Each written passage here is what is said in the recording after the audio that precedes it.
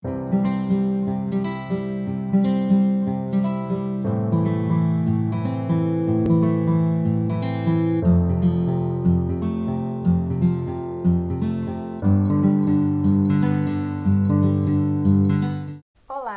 tudo bem?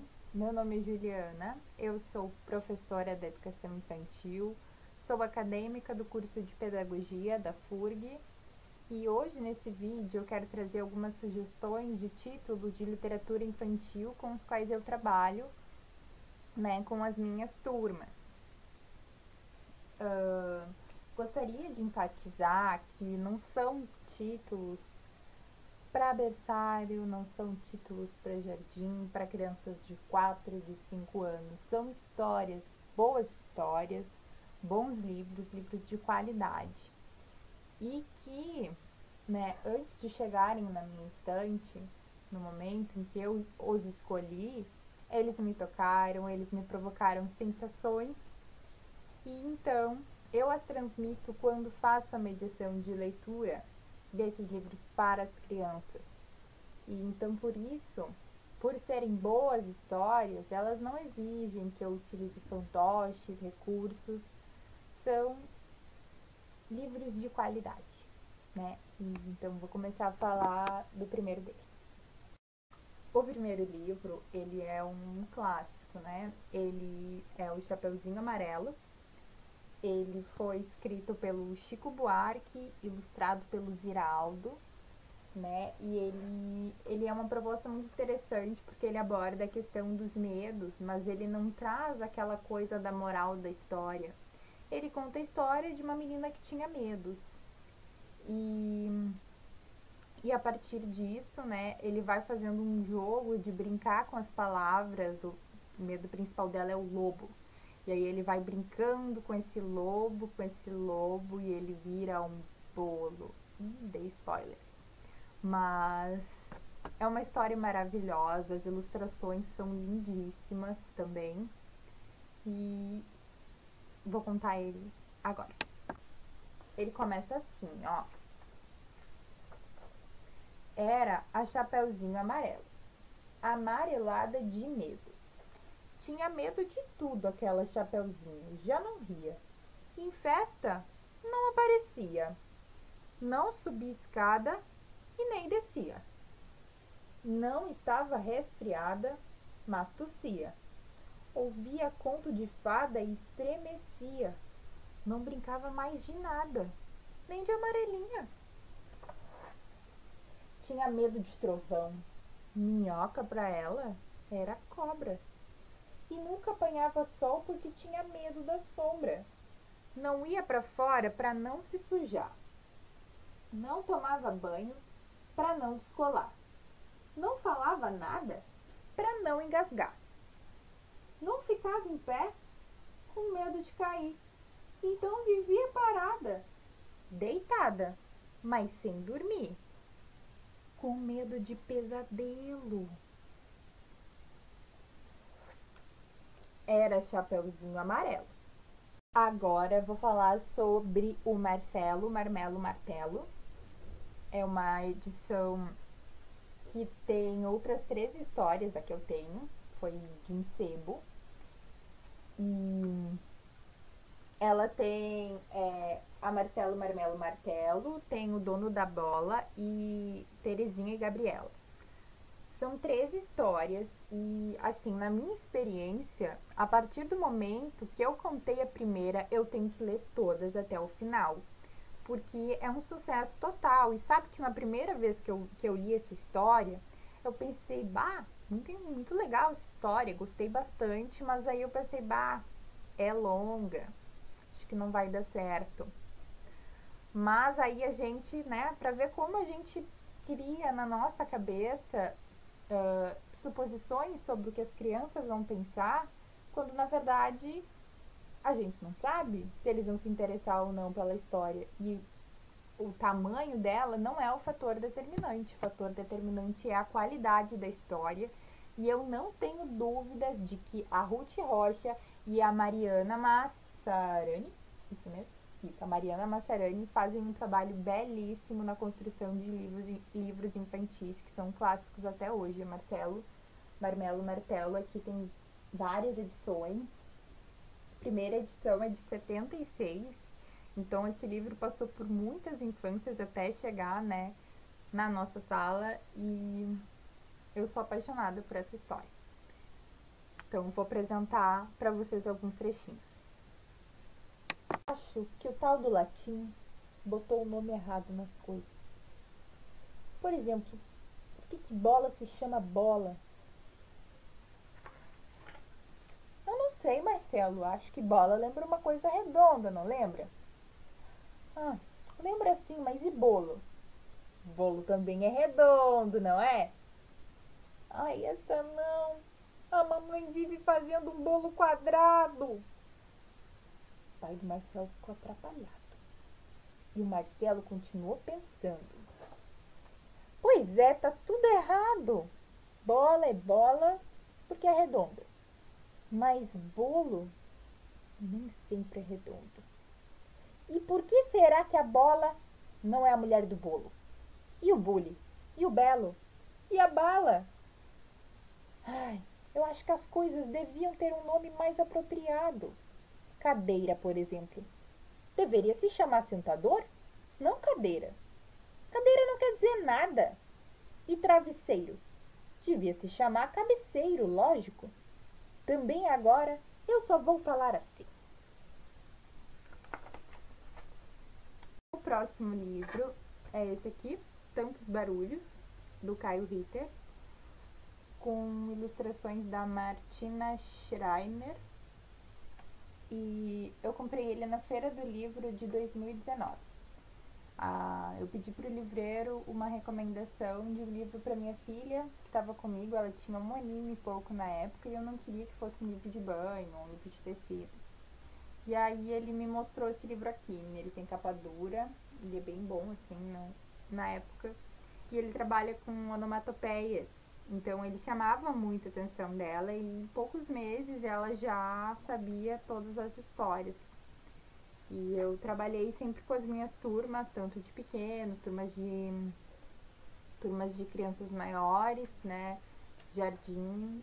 Ele faz muito sucesso porque tem histórias bem diferentes. Vou ler uma das que... falando que o livro estava inteiro, ó. Sinal de que o livro está sendo muito bem usado aqui em casa, né?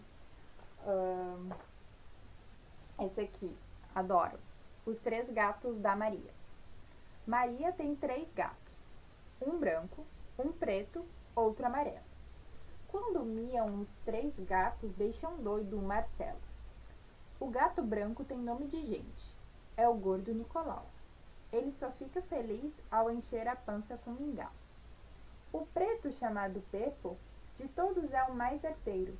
Já derrubou um carteiro, já quebrou 2 saleiros, já se escondeu no roupeiro. O amarelo só mia. Mi, mi, miau, miau.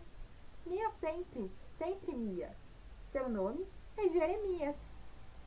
Lá na casa do Marcelo e da Maria, quem diria, vivem 3 gatos de valor. Um é gordo, o outro arteiro e o terceiro é um miador. Então ele trabalha assim com os barulhos, com as onomatopeias, e isso chama muito a atenção da criança, né? Outra história, outro poema, né? Esfomeados, nhaque, nhaque. Mas tem um aqui que é mais de terror, assim, que ele faz muito sucesso. É esse aqui. Barulhos na noite. À meia-noite, na lua cheia, ouve-se um canto de sereia. À meia-noite, na rua suja, ouve-se um pio de coruja. À meia-noite, na floresta bem ali, ouve-se a risada do saci. À meia-noite, na hora em que tudo some, ouve-se o uivo do lobisomem. À meia-noite, na ponte do suspiro, ouve-se o gemido do vampiro. À meia-noite, Na hora dormente, ouve-se o fantasma e sua corrente. À meia-noite, na ribanceira, ouve-se uma praga de feiticeira. À meia-noite, na casa da esquina, um grito de menina. Eu ouvi: mãe, quero fazer pipi. Essa parte faz o maior sucesso, né? Enfim, são várias histórias lindas, ilustrações lindas, poemas lindos, que com muitas rimas, muitos sons, maravilhoso. Recomendo. Outro achado de feira é esse livro aqui, Não Abra Esse Livro Novamente. Ele tem o Não Abra Esse Livro, que é o primeiro deles, mas eu não tenho, eu só sei que tem porque tá escrito aqui atrás, que o autor ele fez o livro para um sobrinho quando ele nasceu, e aí quando a irmã dele teve outro bebê, ele fez o segundo livro pro outro bebê. E eu também tava folheando esse aqui na banca, achei. E como ele funciona assim, o monstrinho ele vai pedindo pro leitor não continuar a leitura. E aí quando tu tá fazendo a mediação, tu pode, eu pensei, né, tu pode ir interagindo e perguntar, e aí continua ou não? E aí foi bem assim, né, e aí fez muito sucesso. E aí tem uma parte também que o bonequinho cai, ele despenca do livro, ó. E daí tu vira de cabeça pra baixo e ele cai, fica com dor de cabeça, assim. Eles acham muita graça, adoram. E é uma história divertida, assim, interativa. Ela vai trabalhando com o movimento do livro e tal. E sempre rende boas risadas. Sempre pedem pra mim, às vezes as mães vêm me perguntar qual é o nome do livro do monstrinho. Eu tenho sempre que ler várias vezes, porque, enfim. E de tantas crianças adorarem esse livro, também virou meu xodózinho. E ele tá inteiro, ó. Tá só aqui no cantinho começando, porque também, né, capa dura. Muito bom. Quem escreveu foi o Andy Lee e quem fez as ilustrações foi Hatch Mackenzie. Esse aqui. É pra eu ler? Ah, tá bom.